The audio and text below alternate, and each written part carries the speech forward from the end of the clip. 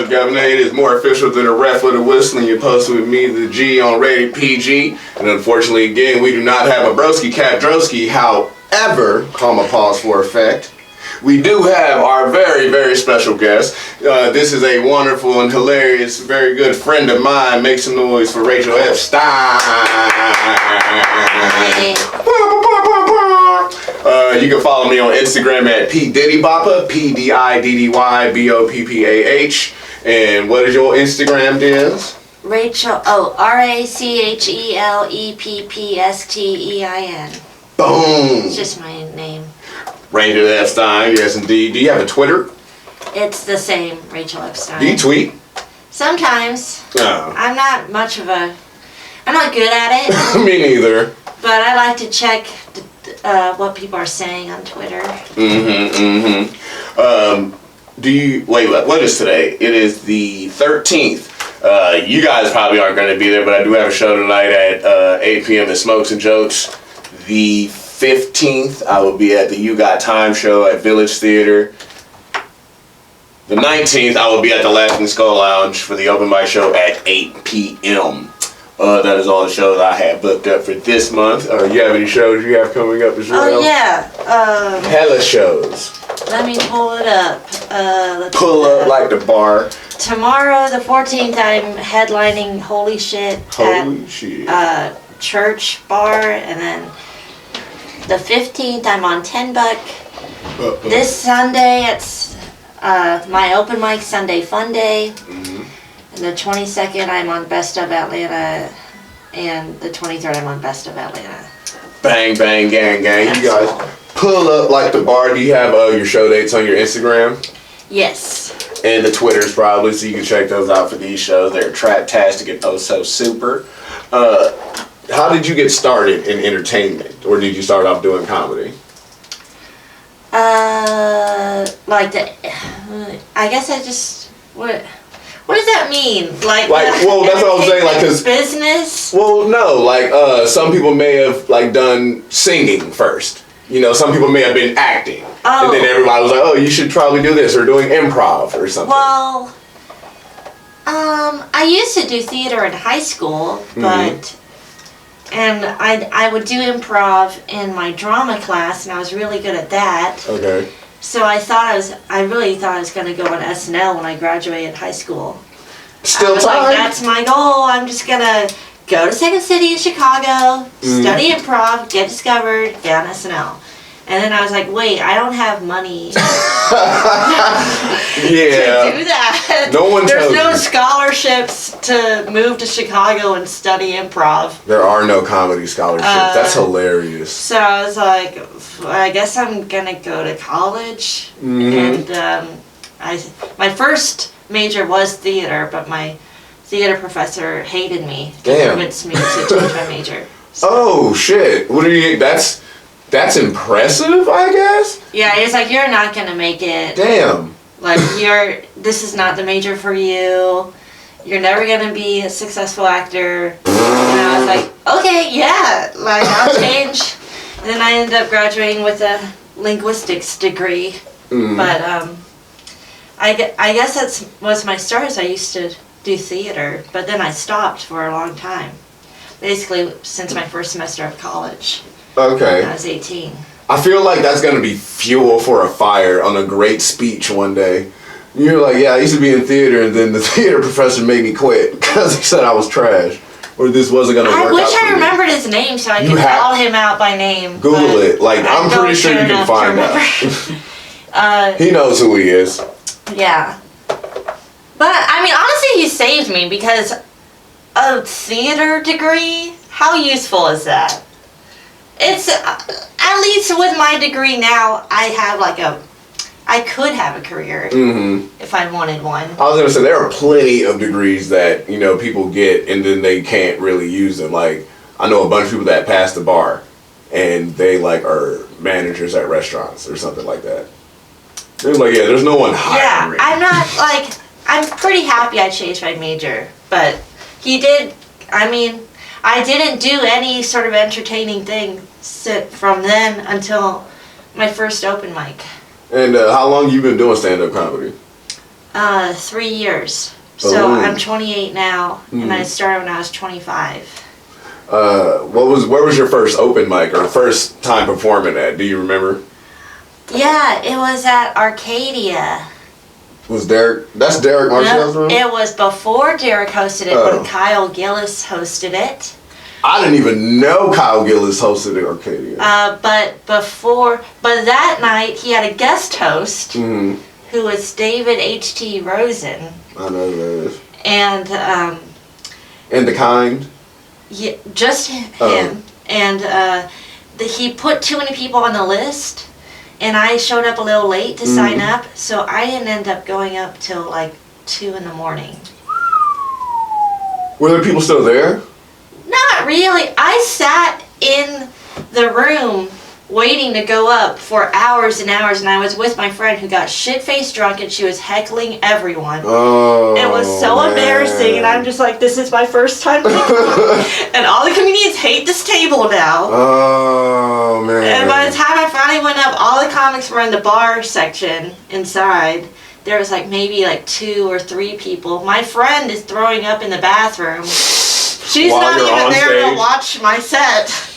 But I made those couple people giggle, and I was like, oh my god, I killed it. Nailed it. Yeah. I mean, like, I tell this to a bunch of people, like, I've not really done big shows, I guess, but some of the best shows I feel like I've had has been when it's not even that many people there. Yeah. It's so satisfying to make a shitty room laugh. Right, like, oh my god, like, where was this? Is it 529? There's like when you walk in, it's pretty, like, narrow, and there's like a wooden thing right here. Ty Colgate does a room. I don't think it's 529. Probably not, but no, I remember I went there, there were 5 people there, 2 of them, 2 couples and like another third wheel, I guess, because they were on a date, and everybody was kind of eating a dick. And then I went up there and started talking about a dick. All 5, I was slapping. Like, they came up and gave me a high five on stage. I was like, this is the best show I've ever done in my life. Like, right here. But you said, obviously, you thought, well, not thought, you killed it on your first set. What is your definition of a bomb? Well, actually, honestly, now, like, if I had the same set I had my first set, I'd be like, I bombed. Same. I bombed last week with the same set. Or no, I mean, like, well, a bomb to me is just, I don't know, I guess, like, not enough laughter. I think you can get some laughs in bomb. Like, I just hold myself to such a better standard than what I heard out there. Yeah, I think I'm like my biggest critic, so if I don't like kill, to me I bombed. It's either 100 or 0. It's like everything other than killing is mediocre to me, and that's bombing to me. I really like that answer. We're gonna put that one on the Rated PG Wall of Fame. What's it called? I've heard a couple of different answers, like good ones. Another one was, I forget who it was. It was Chris Jones, maybe. He was like, when you give up on your set yourself. He's like, I know what he's talking about, because you can see it in people's eyes. You say like 2 or 3 jokes and no one laughs at anything, and then you're like, just gonna power through this. Another person said, if at any point you lose the crowd when you had them. He said, like, you're going good, one bad joke or something, or no one doesn't laugh and it hits right here, even if you bring them back up. He was like, because I've done that. You know, I'll say some shit, say something doesn't work, say something else doesn't work. And then I'm like, all right, well, I'm going to do my shit that I know that works. Yeah, you know what sucks is when you say something that doesn't work and you're like, well, y'all hated that, and then they laugh. Yeah. So you really did hate it. So you really didn't like it. hate me. Like, that happened to me at Cat's Cafe. Well, not kind of like, it was weird. I was walking out, the host fucked my name up. There was no music. There's always music for everyone except me when I got up there, so I grabbed the microphone. And before I said anything, some guy was like, yo, that nigga neck long as fuck. Everybody just started laughing. I didn't know I literally felt insecure at that moment. I was like, everyone's laughing, and I was like, is my neck really long? And they were like, yeah! I was like, okay. And they were just laughing. I was like, can y'all stop looking at my neck now? I literally went back. I got off, I came home and I was like, babe, is my neck long? She was like, yeah. Now that I know that it is long. I had no idea until someone said something on stage. I was like, man, look, I thought I was just being humble and I thought everybody had a little neck. And I just thought I was better than you all, so now I'm wrong. But people do laugh at, or like, have you ever had someone laugh at something so hard that wasn't even the joke yet? Yes. I hate that. Like, I don't even know what to say after that, because I'm like, you guys laughed really hard at that, so the next thing I don't say it, but I'm like, I know the next thing I'm going to say is not, I don't know why y'all laughed at that. I feel like I have a lot of self-deprecating setups before the punchline, and a lot of people will just laugh at the setup, and I'm like, wait, I haven't said the funny thing yet. Right. You know, I was just talking bad about myself, right. And you're like, yeah. You're like, yeah, you know, I got a bum knee. And it hurts when I walk. Oh my God, yeah, look at him. Yeah. Okay, that's cool. But what was your most memorable bomb? Okay, you said that this would be a question before, and I was like, I can't remember. But now I remember bombing on a best of at the Laughing Skull. I've done that. But this one was really bad because, well, first of all, it sucks to bomb on a best of at the Laughing Skull. Because, like, man. people are paying to see it. You're getting paid. It only sucks because you actually care. Yeah. Because like, I've met a bunch of people like, man, I don't give a fuck about bomb, whatever. But when it's like an actual show that people have paid money to see, and I don't know. So this time, it was when I first started doing ukulele stuff, and I haven't been doing that. I've only been doing ukulele stuff for like a year. And so it was like around a year ago, and it was before I even wrote songs. So the first thing I did on ukulele was I just did a cover of a Taylor Swift song, but it was like a parody. It was like in an emo voice, like a long dragged out. Well, like I found out that that "You Belong with Me" song is lyrically it's kind of emo, and so I started singing it like, "You belong with me," and so I would do that. But I did that the best of, and it was only old people. I don't think they know. I think they knew what emo voice was, but they didn't really. They just thought I was a bad singer. Oh no! And they hated it. They were literally like, some of them were booing me. No. And I was like, at one point I was like, I can keep singing the song if you want. And someone yelled, please don't. Please stop. That's fine too. Oh man. Oh man. It's just really, it sucks to bomb with a ukulele. With an instrument. Like, I brought something here. Yeah. Woo! That's like, I don't know what that's like. I don't know. That's like you put in the extra effort. Oh, that just sucks. Like, I can sing. No, I don't, people say I can sing. I can harmonize. That's what I can do. Yeah. I can match someone else who can sing. I can kind of sound like I can. They're like, you should do that on stage. And I did. Oh, this is at the Skull too. I had this bit, I should do it again. I have this bit where I'm like, I know like every Disney song, word for word. And I was like, Be Our Guest by Beauty and the Beast. I said, if you change up the cadence and the tempo a little bit, kind of sounds like a rap song. I was like, Lumiere was rapping bars, bro. And I was like, be our guest, put my service to the test. Tie a napkin round your neck, Sherry, and we provide the rest. Soup du jour, hot hors d'oeuvres, why we only live to serve. Try the great stuff, it's delicious. Don't believe, better ask the dishes. Like, I did that, no one was laughing. Yeah, that sucks. Yeah, I was like, that's cool. That's like the same thing that happened to me, yeah. And you commit. Yeah. Like, you can't just stop beef rangoon. You guys don't like beef rangoon? I'm gonna do it again. Fuck it. I think it was cool. It worked once. It worked in a different room. I think like it worked that at Relapse. Yeah. Every time. I don't know. I don't know. Whatever. I was like, you guys just didn't have good childhoods. Okay. Laugh at child abuse.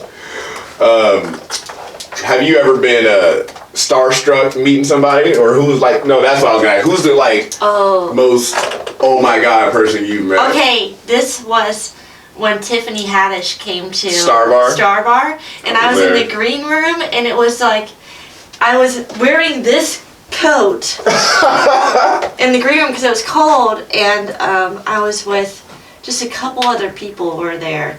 I think Andrew Wright was there and Christian Davis was there. And she came in and she was like, I need to use the bathroom. Where's the bathroom? And Not there. she wanted to go to that one, but I saw that someone was already in there, and I said, someone's in there, and she didn't hear me. And she like pushed on the bathroom, and I was like, oh, someone's in there. She didn't hear me.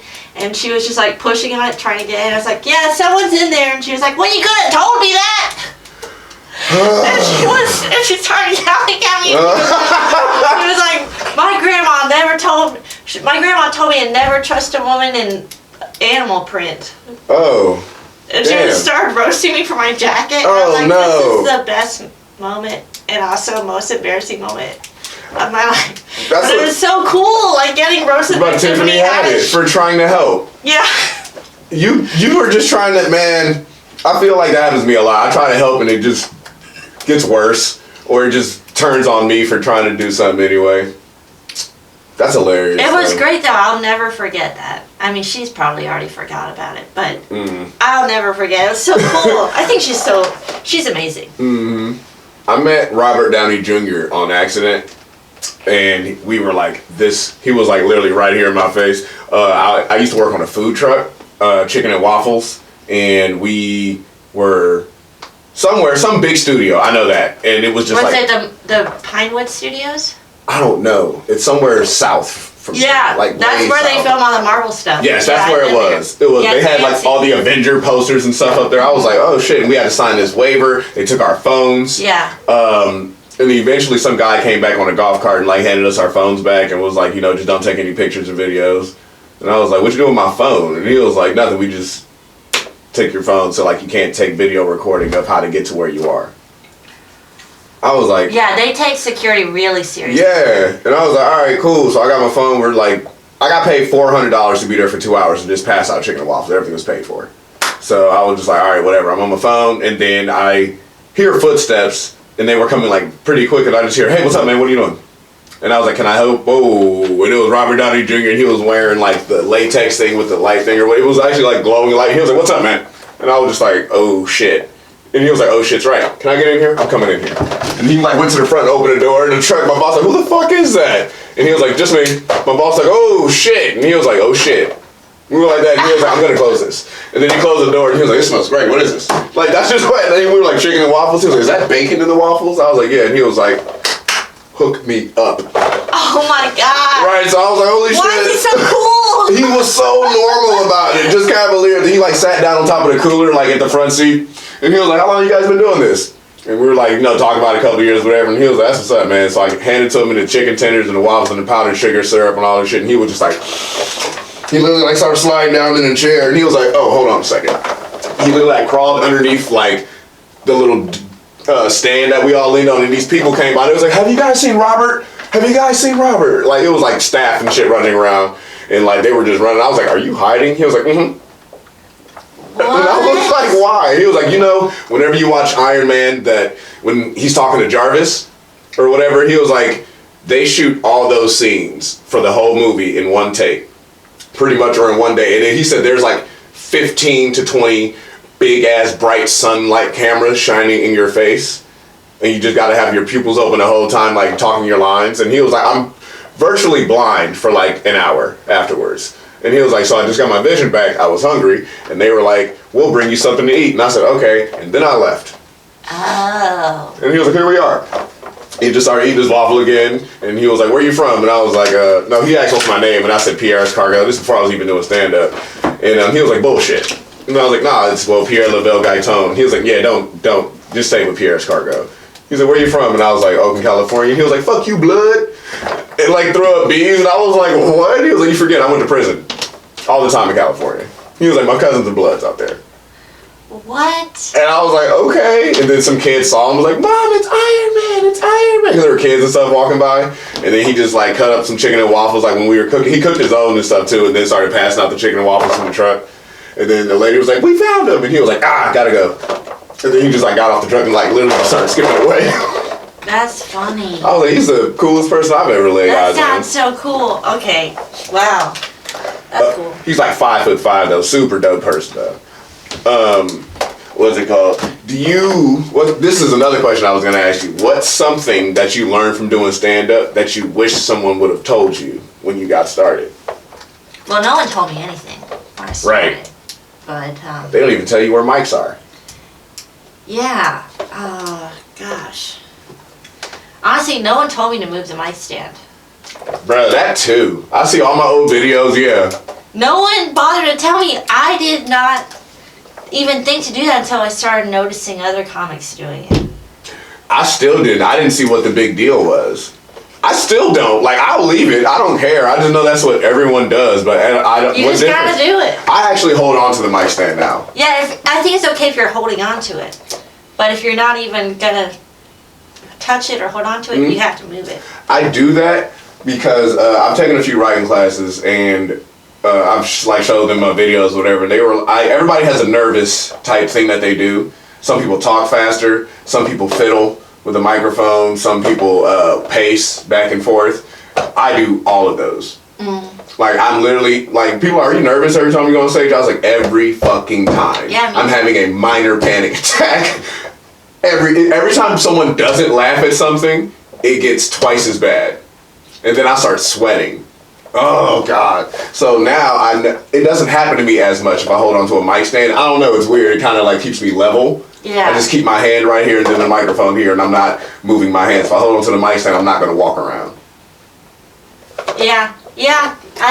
I'm kind of the same way. Like, I know you have an instrument, not like, you know you. Well, I don't walk out with the instrument usually. So I usually do a set first without it, and I have paced a lot unless I'm holding onto a mic stand. So What's the longest you've ever done on stage? If you can remember, I did 30 minutes once where was this? in Asheville I headlined queer comedy party or something, but only like 8 people showed up. Well, whatever. But, well, it was just like weird. It was my first time doing 30 minutes.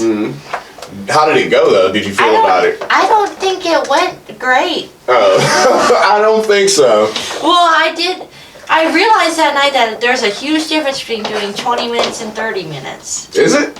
Yeah. 'cause Yeah. I did Yeah. 20 minutes a couple days before, and I'm like, I can do that. That's fine. And then I went to do 30 minutes. I'm like, it's going to be fine. I can do 20. I can do 30. Yeah, you're right. No. At like minute 22, I had to start looking at my notes. I'm like, what else do I have? What do we got here?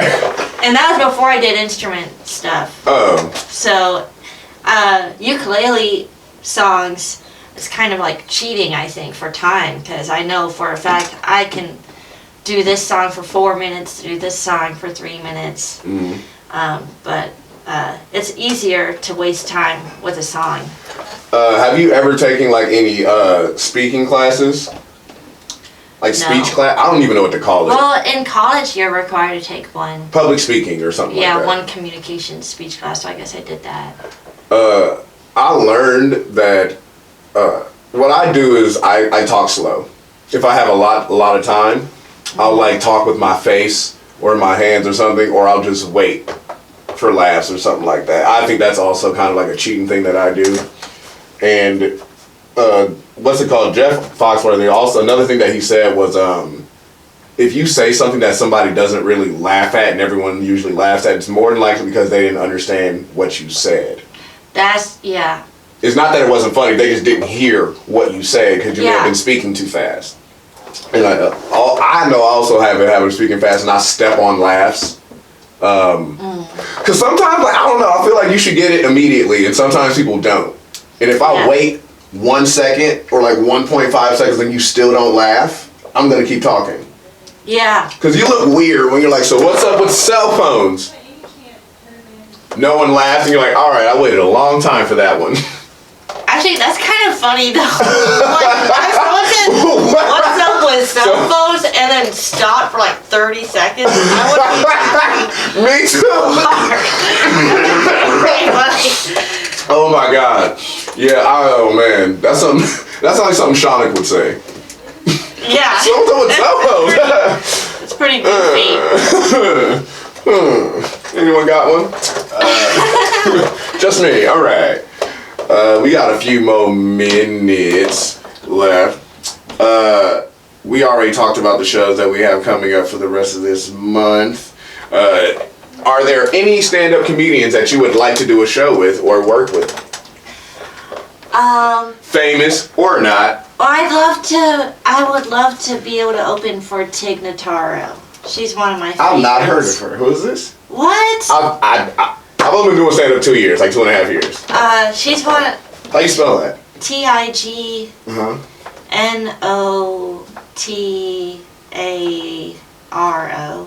Notaro. She's one of my favorites. She's so dry, and I guess she's famous because she did a special after getting diagnosed with cancer. Well, that's not why she's favorite.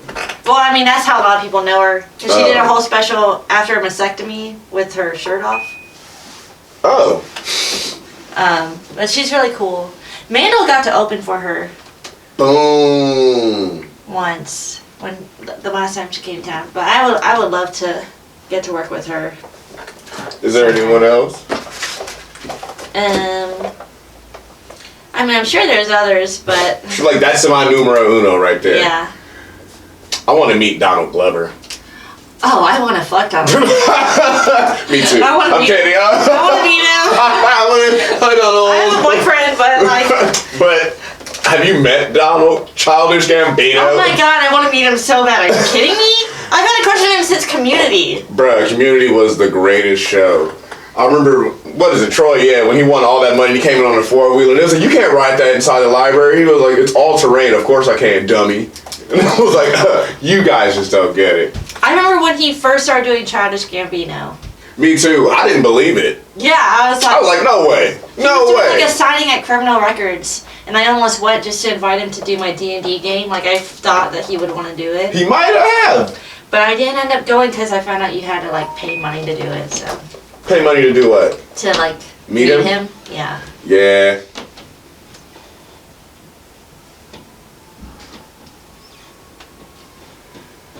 My wife just actually said the package she delivered or was waiting for got delivered to the wrong apartment, and she's afraid to go knock on the door and get her package. Oh, I guess that's a you job then. She said, never mind, I'm gonna go do it. Oh, okay. Be brave, baby. Where are some places that you've done stand-up from? I've only been to Nashville to do comedy outside of Georgia. Oh yeah, I've just been to Asheville, Alabama. Where? Huntsville? I've done Huntsville and Birmingham. What club in Huntsville? Or was it like? It was probably in like a brewery or something. Oh, I've done Zanies in Nashville. No, in Alabama. Oh, I didn't know that. Oh, I think that's Huntsville, yeah. Yeah, I've done Zanies in Huntsville. I'm about to say, because that's where I won this one in Nashville. I lost so bad. Like,